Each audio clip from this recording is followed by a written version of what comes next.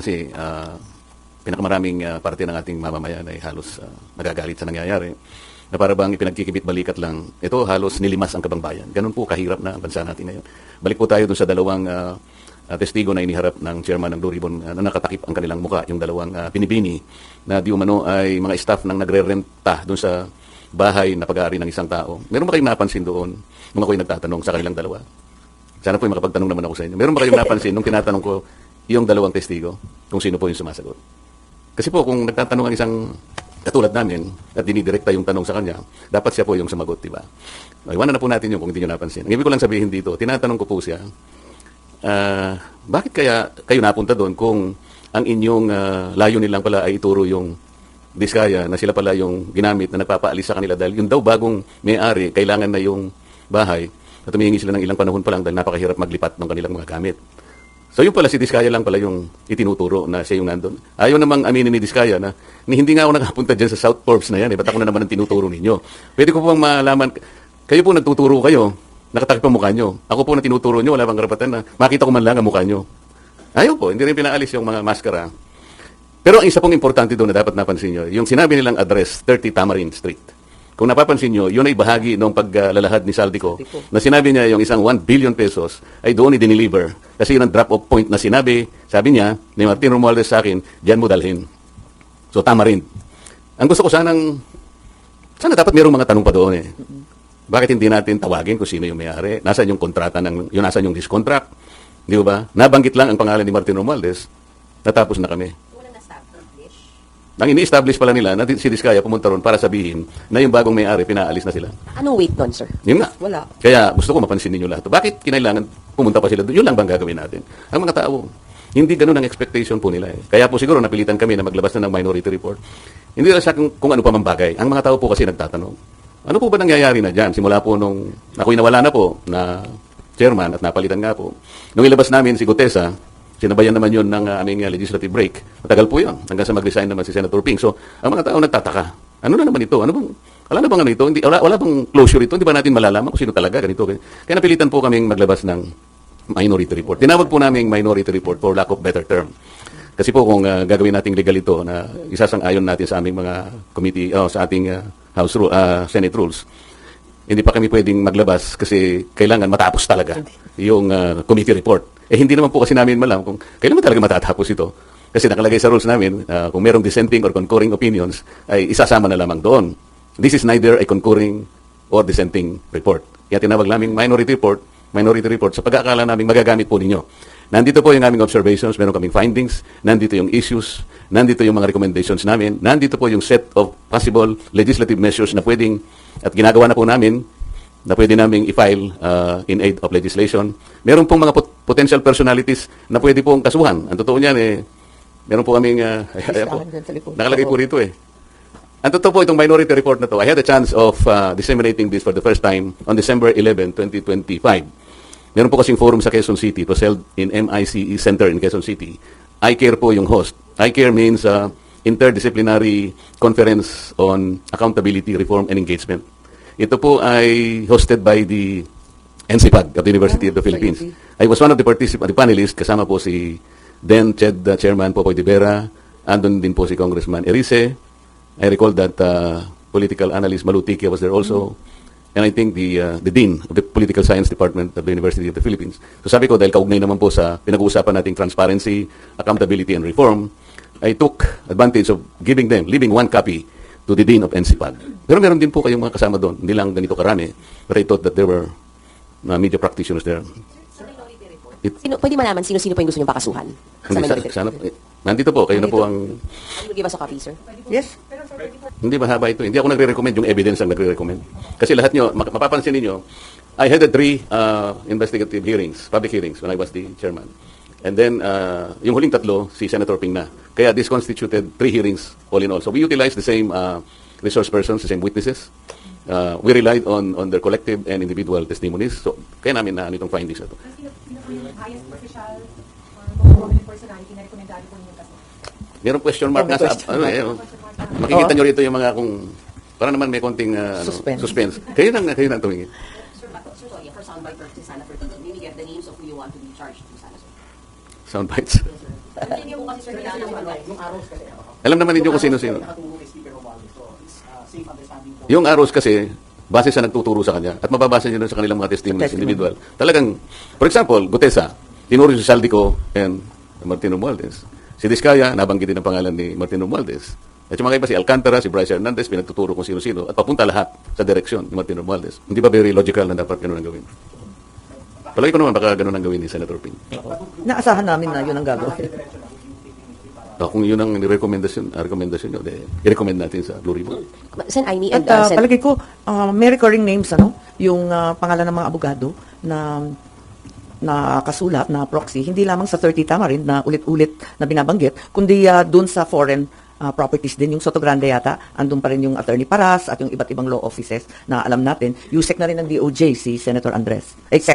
Yusek Andres, di ba? Jess Andres. Pero hinihintay ko nga sana kahapon, kaya nandun ako. Kasi initially parang ayaw ko na muna. Kaya lang dahil nakita ko sa listahan nandun si Yusek Traigib at nandun si Yusek Bernardo. Baka ako dito magkakaharap itong dalawa. Tama. So naghintay ako doon. And then naisip ko nga na sinabi nga ni Senator Ping during the hearings sa budget, sa plenary debates ng TVCC. Talagang sinabi niya yung 8 billion na binibigay ni Yusek Bernardo kay Yusek Traigib. At si Yusek naman binibigay kay Adrian Bersamin. So iniisip ko, baka ako dito magkakaharapan, makikita natin yung tanungan kung saan papunta. Because ang sinasabi natin, di ba, wherever the evidence will lead us, palaging ganon. Bakit wala si Adrian Bersamin?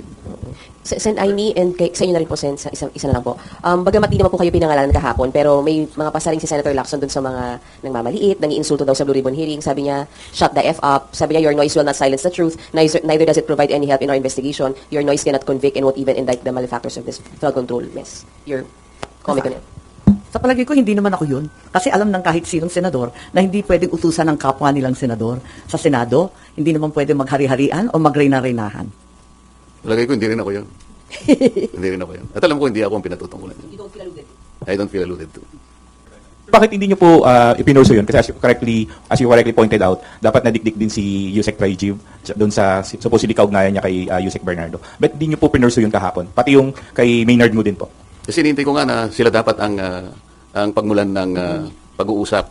Kung ako yung palaging nagtatanong, baka naman ako yung maingay na naman. Ayoko nang ako yung magsimula. Inisip ko lang na nandun naman, nung sabihin ni Yusek Traigib na, kasi sabi ni Senator Kiko, kung dinideny mo yan, ibig mo sabihin sinungaling si Yusek Bernardo. Masasabi ko pong ganun, sabi niya. Sana, nag-react di ba, si Yusek Bernardo. Bakit hindi siya nag-react? Alalahanin niyo, Yusek Bernardo was already admitted under the WPP. Kapag ang isang witness ay liar at hindi siya kumibo, baka ma-discharge siya as witness. Hindi niya makayang ipagtanggol ang kaso ng Estado. You should remember that the state must be assisted in prosecuting its cases. Mabigat ito, kaya nga tayo kumukuha ng testigo that will be placed under the WPP. Yun po yung pinaka-prinsipyo. Palagi kasi sinasabi ng iba, si Marcoleta, palagi niyang dinidepensa si Diskaya. Mali po yun. I'm only trying to point out na gusto kong gamitin kahit sino. Nagkataon lang si Diskaya lang ang matapang out of the initial 15 contractors. Kaya ganun po nangyari. Gusto niya magpa-WPP dahil ganyan po na nangyari. Natatakot sila. Under the law naman, kailangan silang tulungan basta nag-apply sila. Nagkaroon nga ng problema lang na pinipilit ng DOJ yung restitution na silang hindi nila magkaintindihan ng taong yung sa restitution. Alam naman niya na hindi totoo yun. Kaya palaging ganun ang usapan. At siya rin alam niya, under the WPP, ang sinasabi na confidential lang ay yung proceedings of the application, as well as the action taken by the DOJ in relation to that application, because that's under Section 7. Under Section 1, kailangan panatilihin mong confidential yun, otherwise you'll be penalized. So, pero pag pag-uusapan ay questions coming from us, hindi niya pwedeng gamitin yun. Tapos sabi niya, wala raw siyang sinasabing restitution. It was no less than the then Secretary of Justice who floated that idea. Hindi namin basta-basta i-accommodate yan. Kailangan bayaran niya yung kanyang mga pinagnanakaw. O, yun ang pinagbasihan naman ng ating Senate President. Ngayon, yung nga naman, sabi niya, sinabi ng Secretary of Justice, kailangan magano sila. Pero wala po sa batas yun. Wala talaga. We need to get more of these people, kahit na mahirap, kasi nga kailangan nating ma-identify yung ugat, yung pinakamalaking isda. Kung wala kayong protection ibibigay sa kanila, ba sila magsasalita? Initially, he mentioned 17 congressmen. Meron po bang pinatawag na 17 congressmen? So, saan tayo pa? Ano sabi nila? Co-buddies. Hearing, you're planning to pursue that angle po yung kay Yusek Olaivar, then yung binanggit niyo po yung kay Adrian Bersamin. I-request niyo rin po ba na ipatawag yung Adrian Bersamin? Parang yun ang gusto ng media. Sige, gawin natin. Pero Hindi. Kasi kahapon din po, di ba, na ilang beses, parang at least twice po yata na binanggit ni Yusek Bernardo na pinanindigan niya kung ano na yung nakasulat doon sa kanyang affidavit o na wala siyang babaguhin. Hindi ba kayo nagtaka? Hanggang doon lang. Dininay, naninindigan ako. Ba't hindi natin ipursige? Kaya hindi naman ako ang chairman. Kaya naman. Ma'am, sinabi niyo kasi agree kayo sa laman ng minority report, may mga pagkukulang sa nangyayaring hearing ngayon. Kasama po ba doon na gusto niyong isama sa investigasyon yung mga nilabas na video ni Zaldico? Ang sinasabi ko, kinakailangan imbestigahan yung nabanggit doon. Halimbawa, yung Paul Estrada, Mark Tiscay, sana ba yung mga yon, ano? Marami kasing sinabi doon na talaga napakabibigat. Kumbaga, critical leads in the investigation that need to be pursued. Tulad ng sinabi ni Senator Marcoleta, parating bitin. Yan, nababanggit, tapos hanggang doon lang, papara. Hindi ba dapat pursigihin yun? Yung 8 billion na sinabi na ni Yusek Trigiv, hindi ba dapat tanungin din yan kay Yusek Bernardo at alamin din kung talagang kumpirmado. Ano nangyari doon? Kaya parang laging bitin eh. Laging may kulang, laging pinapara. Whether on purpose or nakakaligtaan, talagang humihinto. Talagang bitin. Alam niyo, napansin niyo ba kahapon? Sabi ni Yusek Trigib, na dinideny ko po lahat yan. Sabi naman ni Yusek Bernardo, I stand by my statement. Ang sabi ni Chairman Senator Lacson, mahirap banggain yung mga facts ni Yusek Bernardo. Sabi niya kasi, doon yung pinagkuhanan kanya ng yung sinasabi nating amount dito ay nanggaling sa GAA. Totoo yun. He was mentioning about 2.8 billion pesos. So alam ni Senator Lacson, nandun talaga. So mayroong resibo. Gusto ko ipuso yun. Di ba dapat? Kaya lang hindi naman ako ang chairman. So, with due respect to the chairman, dapat bigyan natin siya ng latitude. Marami sanang dapat i-pursue, di ba? Yung tungkol sa Cabral files nga ni Congressman Lian, sana na-pursue na rin na i-require yung DPWH, kung public record rin lang, edi ibigay na sa ating yung authenticated copy para wala nang pagdidiskitahan kung yung kopya ni Congressman Lian o yung kopya na sinasabing meron yung bilyonaryo at yung iba pang media at yung nabanggit na rin ni Chairman Lacson. Dapat ay dito makita yung vigilance ninyo. Kasi kung hindi nyo napansin, bigla nilang sinabi in relation to the Cabral files, kasi we're talking about how are you going to authenticate or to validate the Cabral files. Tinatanong ko sa kanila, is it a private file or a public file? Is it a public document or a private document? Di sila kagad mga sagot. Bakit ko po tinanong yun? Kasi under the rules of electronic evidence, kasi yung Cabral files is an electronic document. It is the rules promulgated by the Supreme Court in 2017. It talks only about private document. Sinabi ng DPWH, this is a public document. So sabi ko, how do you validate that? How do you authenticate that? Alam niyo, sinabi niya, tinuruan ng ombudsman. Turuan na eh. Sabi ko, ba't yung kailangan? Hindi naman mandate ng ombudsman silang kinakailangan daw forensic. The law does not require a forensic study on this. Alam niyo kung ano sinasabi sa best evidence rule under the rule 4 of these new rules on electronic evidence? The best evidence, ikumpara mo lang yung hard copy and the doon soft sa copy. electronic. Tapos na, it can be considered, it will be equivalent to a best evidence rule. Parang legitimate and original document na siya. Alam po yung sinabi niya, yung daw computer, ibinigay sa ano. So wala nang mababalidate dito. Turuan na sila ng turuan. Ibig sabihin niya, binigay sa ombudsman, so it's up to ombudsman, kung the ombudsman will start saying, we have validated this. So kung hindi ibabalidate na to, let's forget all about this. Ganun ba yun? The Cabral files is an expensive files. Kaya lang, sabi ko, I have to caution the committee. Congressman Leviste is not competent to testify on the contents and entries of these files. This is legal. Hindi pwede ka kung siya, kasi hindi man siyang gumawa nito eh, humingi lang siya. Ang pwede niya is testify the manner on how he accessed these files, how he obtained these files. So, ngayon po, napupunta tayo dun sa parang bitin na bitin eh. Parang walang gustong umusa din. I can feel that. That's my personal opinion.